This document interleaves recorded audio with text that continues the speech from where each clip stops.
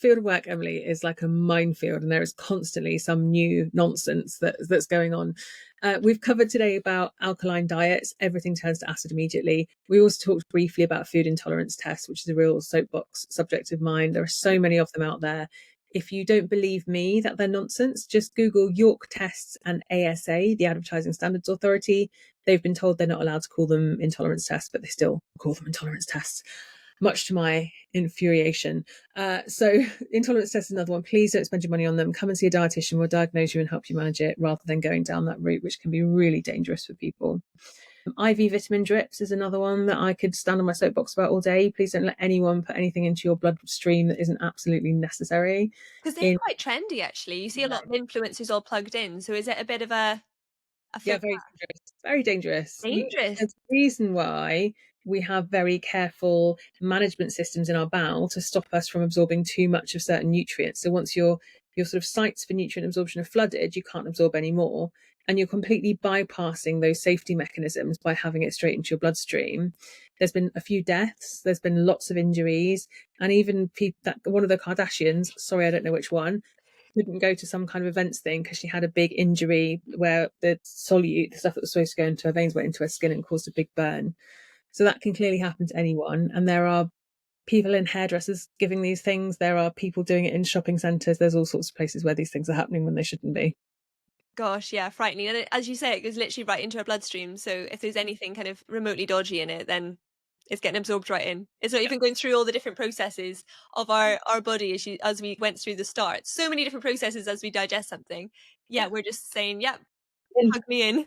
Yeah, and those processes protect us from poisoning. They protect us from bacteria, so from sepsis, so bacteria getting into our bloodstream. They protect us from getting too much of something. They protect us from, becoming overhydrated. There's loads of reasons why we have those processes in place. The reason why humans aren't allowed to access their bloodstream. Nature's designed us that way. Yeah. And one more myth to finish off. What would you close with? I think maybe just that food is the only trigger of IBS symptoms. If we miss stress, if we miss lifestyle, we really are missing out on at least 50% of the condition. And for some of my patients, it might take us 10 sessions for them to accept that actually it's not just the food that's driving their symptoms, and that's okay. And then I'll explain to them about all the different psychological methods and maybe even seeing someone for psychological treatment. Hopefully they're more open to that earlier on, but it can be a really tricky thing for people because people have often been made to feel like it's all in their head, and that's not what I'm saying at all. But there is a big psychological component to irritable bowel syndrome and lots of bowel conditions that if it's missed, we're doing people a disservice. Wow, we've covered a lot just there, and I feel like we need to finish off on a positive note. So if there was like a few quick tips that you would give to someone trying to optimize their health, do the best for their body that they can do, what would you say? I think a really important thing, especially for women actually, is to focus on adding things in rather than taking things away. I think that women's health for decades has been focused on don't eat this, don't eat that. Whereas actually, if you reframe that and say, make sure at 4 o'clock we have a really healthy snack. Let's have carrots and hummus, and let's have nuts and seeds and all these nice healthy things that we can have.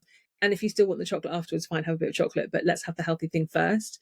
And let's make sure we have a real abundance of different plants in our diet. So add some extra strawberries or some extra blueberries to your breakfast, or tomatoes and mushrooms if you prefer a savoury breakfast, whatever it is. Add those plants in wherever you can, and add more fluid, add more hydration, whether it's nice herbal teas or just more water, whatever you fancy. Obviously not fizzy drinks and processed stuff, but adding more things in is really the key for helping you to get to a place where your diet is as healthy as possible, but also shifting that mindset from deprivation to abundance, which then makes this much more overall healthy eating a much more sustainable journey. What I find really helpful, and it sounds so obvious when I say it, but it's like the rainbow plate. And it's literally just counting how many colors you have. And even that, if you have a red pepper and a yellow pepper, they're different in terms of the benefits of them. Like, how cool is that? They're the same, vegetable, yet they have different benefits for you. And it's just so simple of looking how many colors do I have on my plate, and that is a good representation of not how good it's going to be for me, but like the benefits. You want to have as many colors as you can. It's so easy, so obvious, Yep. and so helpful. And counting plants as well, just going, okay, this meal's got 7, 8 different plants in it, even if some of them are only a small amount, right? Like I'm going to have some rice in a minute, my husband's made it with some cranberries in it. That's one extra plant that I've got snuck into there. It's nice. It's Amazing. good.